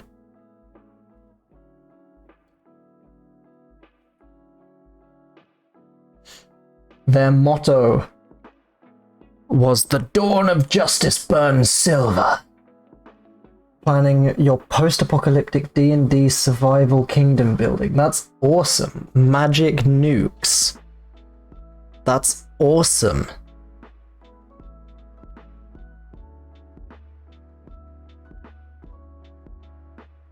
Sorry, you're not seeing what's going on behind the scenes. I'm on my OneNote. Just grabbing some stuff from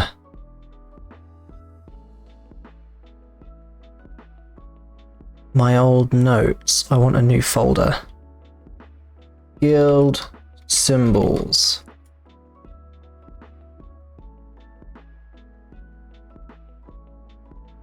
Silver Dawn. There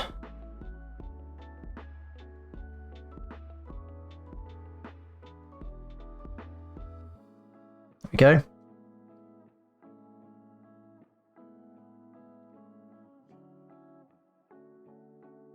Oh, this is about defenses, not just guilds.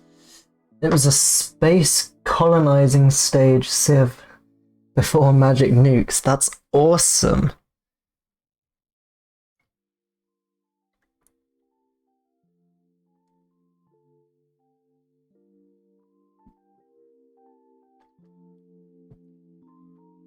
Would you ever go back to the space colonizing when the new Spelljammer stuff comes out? Industry and trade I'll fill in off screen, that usually takes me a while. Guilds and factions.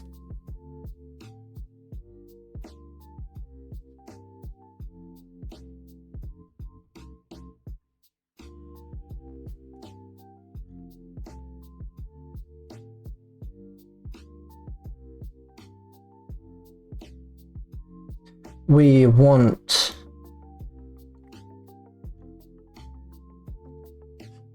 the Midnight Blade, one of my existing Azith guilds that I have noted in my old notes, or just stuff that still has yet to be used. They're a guild of rangers motivated on safety. They have a strong influence. They're mostly good. Somewhat small.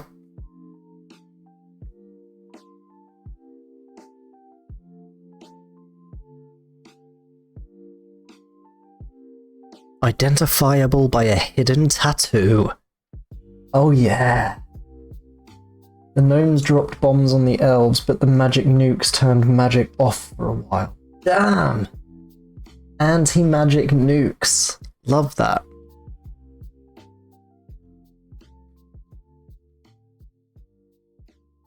So these would probably be more like vigilantes. They're kind of focused on protection.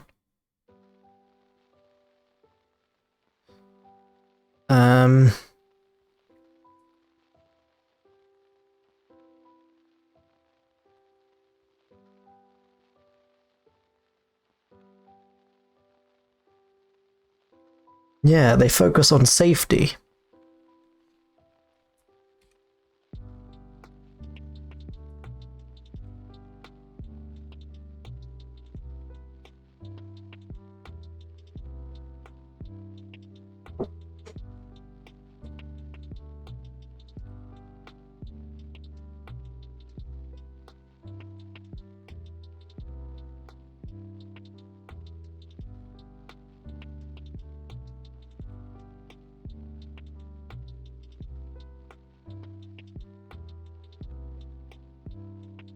I'd say there'd be some vigilantism going on.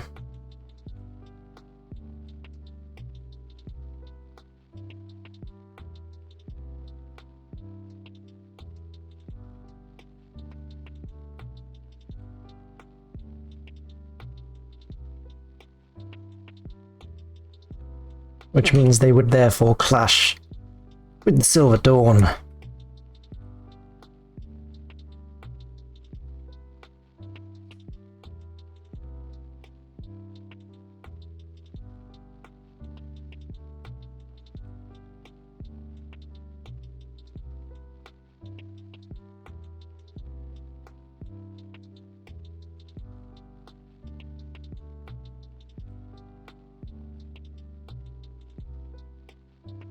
Oh man, I'm loving this.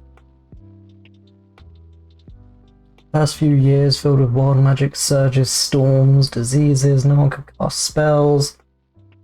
Enchantments stopped working, spells stopped working. Spells had to be tweaked or reworked, cantrips were unaffected. I like the idea of cantrips being unaffected.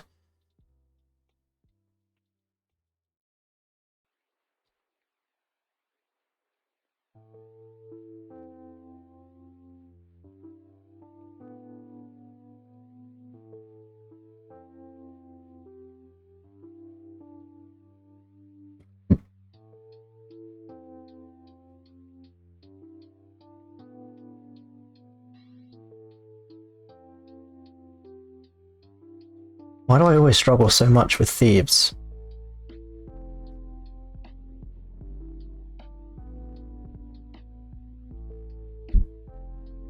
Every time. You know how there's always just certain words that will never let you be happy?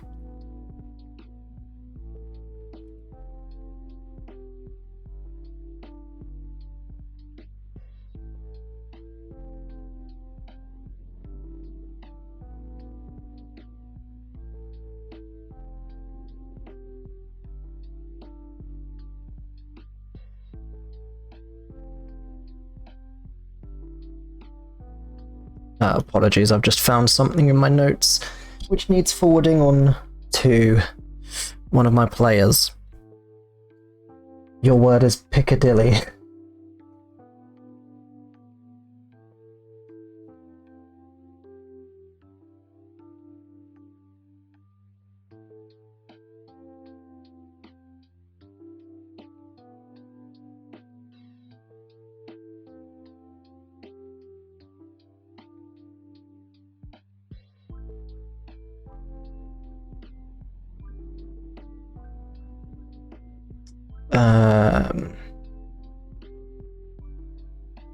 There's probably small presence of the Arcane Brotherhood, the mages of the Floating Citadel.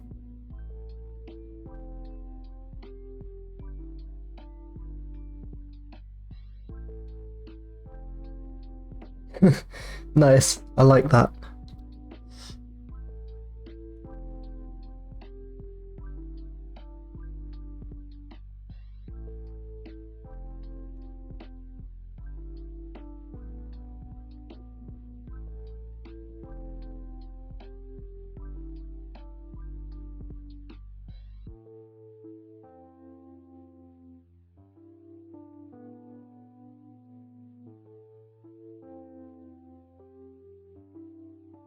God, don't even talk to me about Eldritch. History I'll do another time. Points of interest. So these I do often like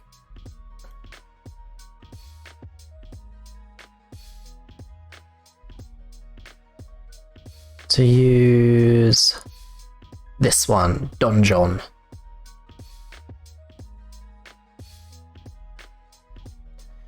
And if we go for large city, oh man, that would have been super useful.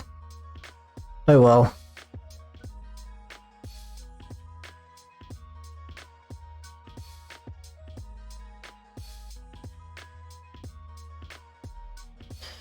Notable places. And I just often steal things from here.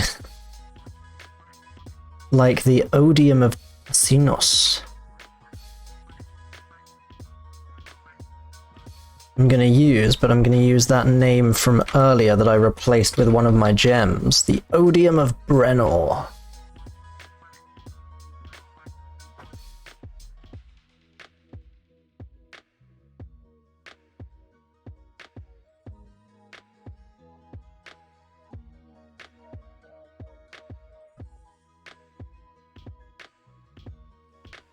What else have we got?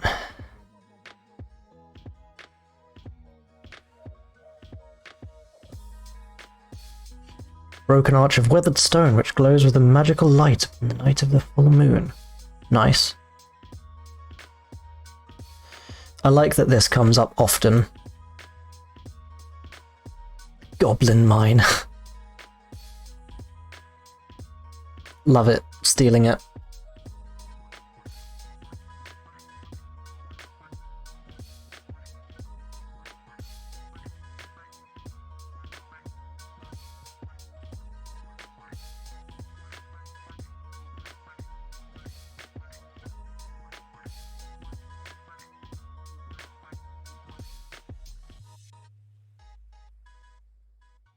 Ooh, this is good.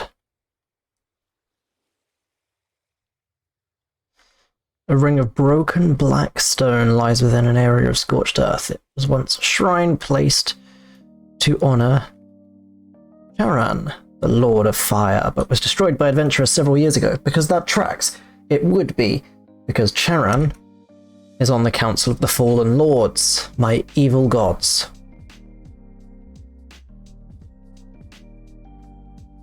And there's always a guild hall. There would have been a guild hall regardless of whether or not that had been here or not. I always like having a guild hall for stuff like merchants' guilds.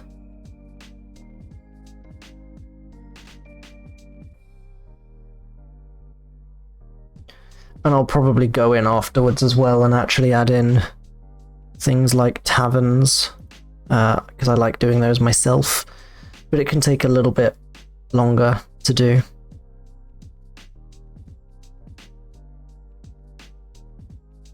Tourism I'll do myself. Architecture I'll do myself, because that's just pretty standard. Natural resources I'll do myself.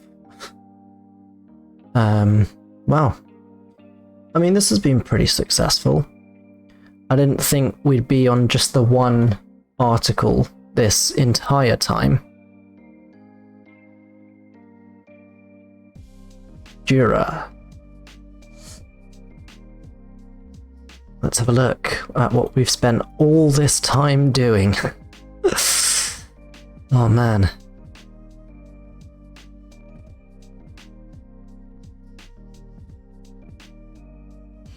But you can see, so like, location under Azith. Owning organization, the Kingdom of Jura. It upsets me that things are this cramped. And I don't know how to fix that, so if anyone knows how to fix that on World Anvil, do let me know. Am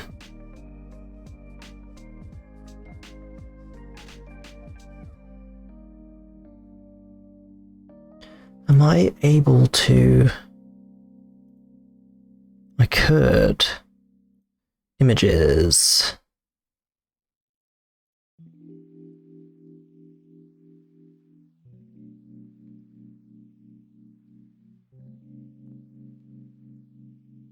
Azith, Sleeping Gardens, Jura.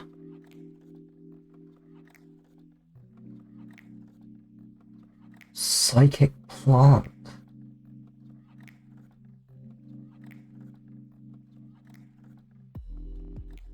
Amazing. But yeah.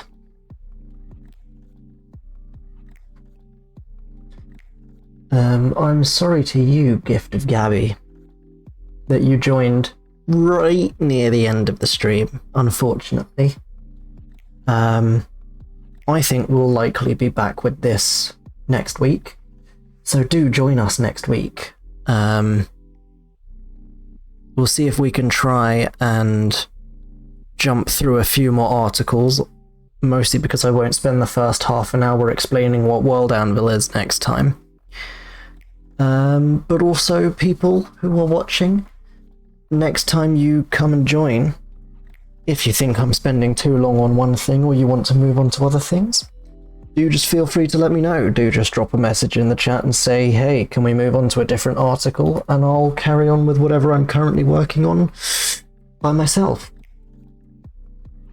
It's not an issue.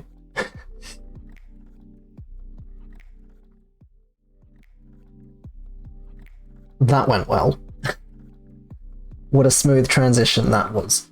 But yes, thank you. Why is that text at the top still white? That shouldn't be.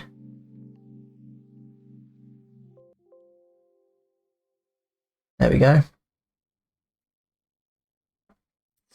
But yes, thank you to everyone for coming down and joining me on some world building. This is the first time I've ever done a stream like this, so there's going to be some teething pains always. So do feel free to get in touch with us here at Practical Heroes.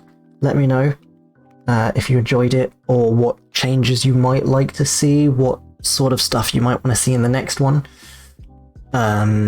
If you want more guild-centered, for example, or if you want, I don't know, articles about other aspects of my world that I can't think of off the top of my head. Maybe we go into arcano-mechanics. That could be fun for a world-building stream, considering arcano-mechanics is fairly unique to my world. So it could be good to have a stream where we talk about and explain arcano-mechanics to people who obviously won't know.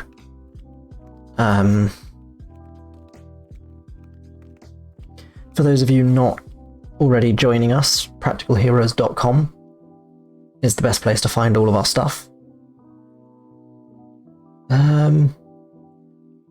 Yeah. Until next time. See ya.